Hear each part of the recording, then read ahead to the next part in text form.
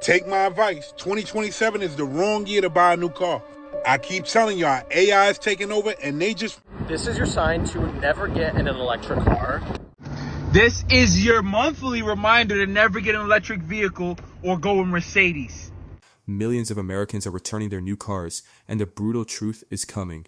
Before we get started, hit the subscribe button and smash the like and notification bell so you never miss an update on what's really happening in the automotive world. This is your monthly reminder to never get an electric vehicle or go in Mercedes. So not only is it a crazy hassle to have this electric vehicle, if you don't do your research, of course, and if you don't get a charger installed in your house, and if it's not your second vehicle. These are all things I wish somebody told me before I got an electric vehicle, but I'm going to tell you guys. Number one, make sure the tank is over 300 miles. Mine is 220 miles, so in 2 days I'm already charging. And the money you're saving with going electric, you're now spending time. And if you know anything about anything, time is more valuable than money, okay? Also, you can't just charge your car wherever. Like, I thought I was charging that Tesla. You can't just do that. You got to have a specific app, and once you get there, you got to make sure, first of all, when you check in the app, it might show that it's free, but once you get there, there's going to be a line of 12 people waiting. Now you're number 13, and you got another 3 more hours before you charge. So make sure the app is right, but that don't even matter, because once you get there, something else is going to happen. Listen, then you got to learn how to charge your car. Set up your payment, make sure the payment is good, and everything is all great. That's going to take you another hour. Long story short, I ran out of charge within the first week of me having my car. I've towed my car to Mercedes about 15 times since then because of electrical problems. So there's tons of electrical problems. Now I'm in a loaner, the second loaner, because the first one I just had yesterday caught a flat. So now they put me in this second nice-ass EQS, $100,000 car, and I paid $300 for the last tire. Now, yeah, I get it. It's Mercedes. I should have known what I was doing. Listen, don't get an electric car. Stick to gas. And I don't want to hear nothing about this hybrid stuff, because it ain't really hybrid. If you know, you know. Don't get an electric car. You don't drive a brand new vehicle, this message is for you. The car market is about to implode. We're about to see a COVID 2.0 in regards to the car market, but it's a little bit reversed because nobody wants a new vehicle. Nobody wants a subscription vehicle. Nobody wants to be monitored. Nobody wants their face scanned. And with all the new AI technology things that are coming to where your vehicle could be potentially disabled, it could leave you on the road. There's a lot of people that are fearing that, and they don't want their lives invaded. So they're keeping their vehicles. Not only that, but they're not able to afford car payments anymore. With interest rates, with the price of vehicles, nobody wants a new car, and that's why new cars are so heavily discounted. If you have an older vehicle, 25, 10 years old, hang on to it, ride it till the wheels fall off or close to, because these dealers are going to be offering, and they are offering you top dollar paid for your vehicle. And when you do sell it, I wouldn't buy anything brand new with all this subscription technology. I would buy another used one. The market is about to get wild. Take a look at this. Nobody is buying new cars right now, and a massive reason comes down to one thing: AI features that absolutely nobody wants. Automakers are shoving artificial intelligence into everything from your climate control to your steering, turning what used to be a simple drive into a frustrating tech support nightmare. Drivers are completely fed up. We should not be buying these brand new electric vehicles. And I'm really talking about every other manufacturer outside of Tesla, but even Tesla too, to some extent. Hi, I'm Jared. If you like cars, entrepreneurship, or finance, consider dropping me a follow. Now, I've bought a brand new EV, so. All right, really, these cars are just sometimes bad product. And there are really 3 reasons why. First off, they're ridiculously expensive and they depreciate like rocks. That's just a fact. A brand new e-tron GT RS from Audi, it's going to cost you $175,000. 2 years later, it's probably going to be worth about $60,000. And that's not just this specific car. That's every single one of them outside of the Teslas. No matter how gorgeous they are, they just keep depreciating like crazy. And that's just because this is new technology. And another thing is that it's just new technology. Dealerships don't really know how to deal with problems as they arise. It's a lot of the times brand new for them. And it's not like you can take it to an independent mechanic and get the same work done. I work with a lot of these dealerships. I meet a lot of these sales managers. They had a buddy, literally guy bought $175,000 Taycan. Lemon lawed after 3 months. Not a fun time. But they are fantastic leases. If you do get one, I would only lease. They're fun cars. They're absolutely gorgeous. And a lot of the times you'll be really, really happy with it if you get one of the good ones. This is your sign to never get in an electric car. I have to get this towed, and you're gonna laugh. Look how far I have to get my car towed to a charger. This is my car right now. I have to get it towed right here. And if you're saying, oh, you should have prepared better, you should have charged your battery, blah, blah, blah, blah, blah. I'm on a road trip right now. And from one charger to the next one, it was 200 miles. And my car said it was gonna make it 200 miles. Turns out, halfway through, it was like, actually, we can only do 190 miles. So I got stuck on the side of the road, turned the car off, was able to get a little bit closer to this charger. Electric cars do this thing where they overestimate how many miles you can actually do. Y'all want to see the shortest tow of your life? Okay, let's go. Fuck having an electric car. Oh, look, we've almost made it to our destination. It's right there. And they won't cover this tow because they want to tow it to the dealership for free, but not to the charger for free. Oh, look, we've arrived. This fully makes me want to sell my electric car. This is actually scary. Am I supposed to be in the car for this? This feels so pathetic. When your battery dies with an electric car, there is nothing you can do. If you have an electric car and it says you have 200 miles on it, you probably have 180 miles. FYI. Oh, we're going back. We've made it.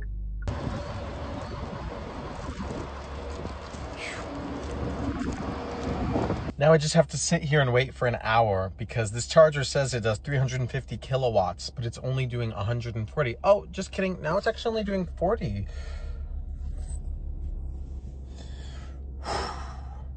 Take my advice. 2027 is the wrong year to buy a new car.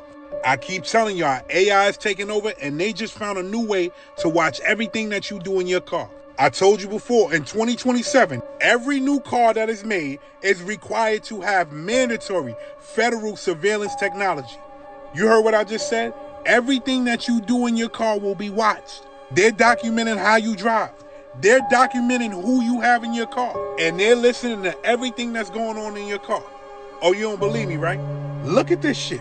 This is a new Infinity. Driver monitor camera, those two red eyes. Look. Yep, they're tracking my eyes. But if that wasn't enough for you, there's another camera here watching, and then there's another one Look at up that. top. They can see everything that you and all of your passengers do. You know what that means, right? If you are driving too fast, AI will alert the police and let them know. If you are using your handheld device, conversating on your handheld device, AI will detect it, and AI will alert the authorities. And if that same AI thinks that you're a danger, detects if you're not sober by the slightest bit, that vehicle that you're in will automatically turn off. That technology will be constantly monitoring everything that you do. As you've seen in the video, that's through AI cameras. That's through sensors. So basically, you can't do nothing you want to do in your car anymore. Your car is their car. Pay attention. I will never buy a brand new car, a car with 0 miles, fresh off the dealership. I will never do that. And you shouldn't do it either. And here is why. And there's multiple reasons why you shouldn't buy a brand new vehicle. But one reason is taxes. You are going to be paying the full amount of taxes on that MSRP with warranty and everything on that vehicle if you buy it fresh off the lot. Number two, as soon as you put the key in that car, you are losing automatically $5,000.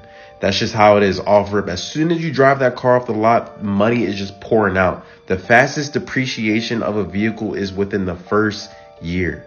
If you see a car that you really want and you really like and you're thinking about buying it brand new, what you should do is just wait, give it time, maybe 2 to 3 years, let most of the depreciation happen. You'll get the car damn near 35 to 50% off of that price if you just wait 2 to 3 years. Just be patient. That's the biggest thing. Buying new cars is a major mistake, and don't do it. Nobody is buying the new BMW XM, and so BMW is dialing up the incentives in hopes that it'll be enough to get them moving off dealer lots. According to a new report from Motor One, just 541 XMs were sold through Q1 of this year, making it the second worst selling model in the company's North American lineup, just barely beating out the extremely low volume BMW Z4. Now, when the XM first debuted, the design garnered quite a bit of attention, and not necessarily the kind you want when you're launching a new model, but the performance numbers were and are still quite impressive. In fact, the XM label, with its 738 horsepower turbocharged V8 hybrid powertrain, is, I believe, the most powerful production car ever from the company. And even if you step down to the entry version of the SUV, you're looking at 644 horsepower. Of course, with a starting price of $159,000 for the entry version and $185,000 for the XM label, I'm not sure the nearly $18,000 lease discount or $15,000 purchase discount will be enough to entice would-be buyers. That's a whole lot of money, and, well, there's a whole lot of options to choose from if you're ready to spend that kind of coin. And it's not just the AI. The consensus across the board right now is clear.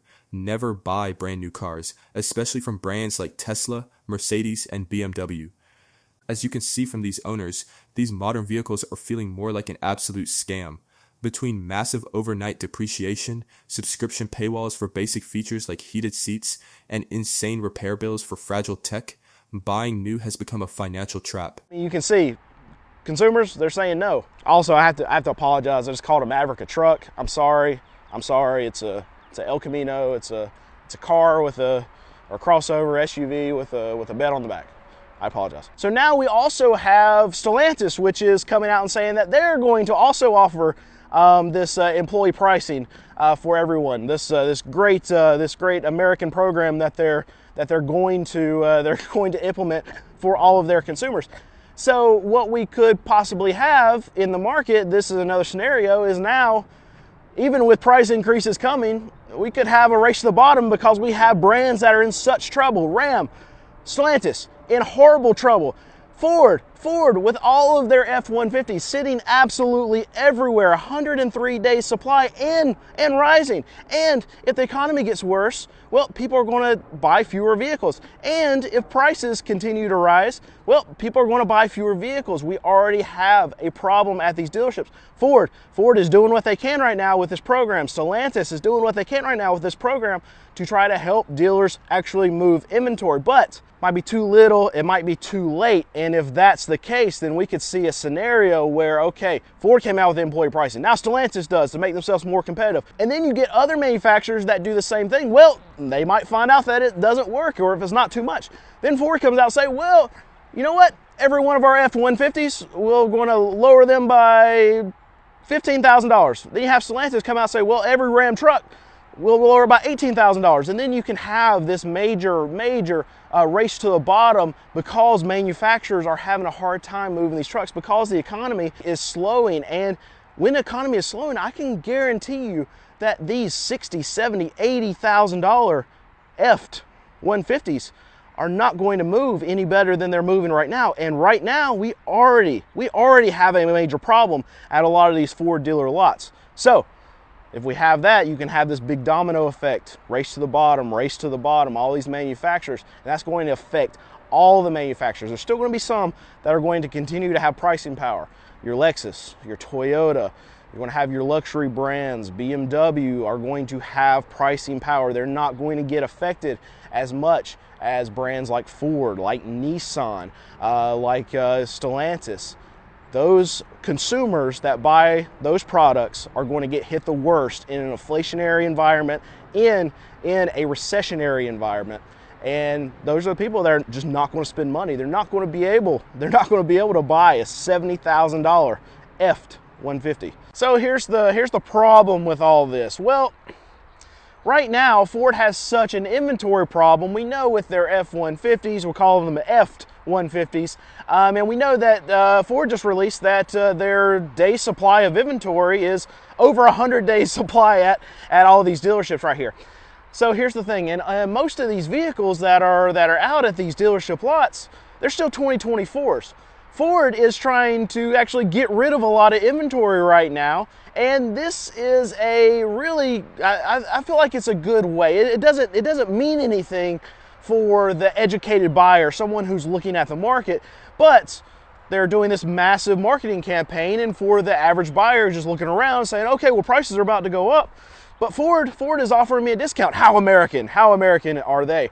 Well, this is a good thing to get that consumer, right, to come buy one of these F-150s that they have sitting around their lot. But really, for the educated buyer, right now you can go and get one of these F-150s and you can pay significantly under what this program is going to allow. And the reason why I say that is because invoice price, what they're going to give you the employee discount on, invoice price is there's very thin margins for a lot of these dealers. And in a lot of cases, on even like an F-150 like this, the invoice price could be just $2,000 or $3,000 back of what MSRP is.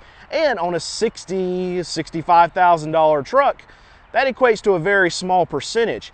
And really what Nobody is buying this electric Mercedes, and I can tell you exactly why. Another company has now admitted the electric thing was a total fail, and they're changing everything. All over the country, the electric G-Wagon is rotting on dealership lots. It's gotten so bad that now Mercedes executives are admitting themselves that the whole project was a flop. This is the G80 EQ, the electric sister of one of the most iconic cars of all time, the G-Wagon. It was supposed to be the future of luxury and ruggedness, and Mercedes assumed that it would sell well just because it's the same shape as the regular G-Class. They were wrong. In an interview with a German newspaper, Mercedes executives admitted themselves that the project was a failure. According to an unnamed Mercedes exec, the car is sitting like lead at dealers. It's a complete flop. The reasons for this flop are pretty obvious to me. The car is bad at EV things and bad at truck things, so appealing to nobody. It's mainly because this thing is obese. The car weighs over 7,000. Don't just take our word for it. Listen to this expert break down exactly which models you need to avoid at all costs. These are the 5 worst cars you can possibly buy right now. The 5 worst cars you can buy. Stay away from these vehicles. My name is Rick Dyer, and I am the king of cars. I own a car lot, a mechanic shop, an import company, just to name a few. So I know what the hell I'm talking about. Stay away from these 5 cars. If you have one of these 5 cars, you need to sell it now. Number 5. Let's go with Kia and Hyundai, because they're both one. And they both sell absolute junk. Stay away from Kia and Hyundai. Motors blow up out of the blue. No warning at all. They said they fixed them, but guess what? 2024s and 25s are coming back. Good God. Number 4, the Ford Focus. Man, if you get one with a 5-speed transmission, you have a pretty good car. But unfortunately, no one knows how to drive a manual now, so 99% of them is automatic. Thank God they stopped making them, because you need to stay away from the Ford Focuses. Transmissions are garbage, along with several other Fords. Number 3, I'm going to get a lot of slack for this, but it's the Ford F-150. They're plagued with engine problems on their EcoBoost motors. They're absolutely junk. They start off real good, real strong, but as soon as you get some miles on it, they're done. Stay away from the EcoBoost Ford F-150. Number 2, Nissan. From the Versa to the Rogue, says even the Titan, they're all absolute junk. Nissan was once a great car company. Now they produce nothing but junk with CVT transmissions. I can name a couple of Nissans that are actually good, but nothing comes to mind right now. The GTR. Oh, I take that back. Their dual clutch transmission is now plagued with problems after they get some miles on it. It's terrible. Bad Nissan. But the number 1, and they don't have one good vehicle on the market, Mitsubishi. Mitsubishi, Don't buy anything from Mitsubishi. If you have a Mitsubishi, sell it. Of course, if you have any of those cars I mentioned, sell them now. And some notable mentions, all small Jeeps, sell them. I haven't experienced it, but they say a lot of Chevy Cruzes are having problems. Sell them. Let's just all go buy Toyota. Comment down below, tell me what you think.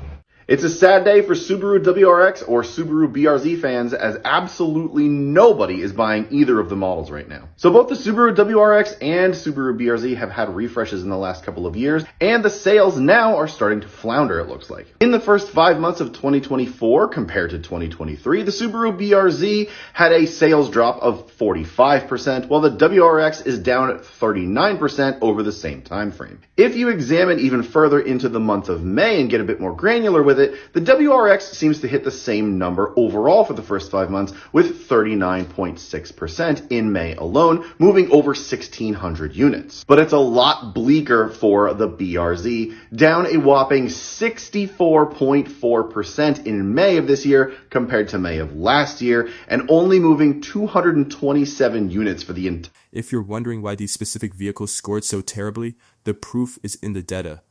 Listen to these owners and mechanics give the exact reasons why these cars are so bad, from catastrophic engine failures to software glitches that completely brick the vehicle in the middle of the highway.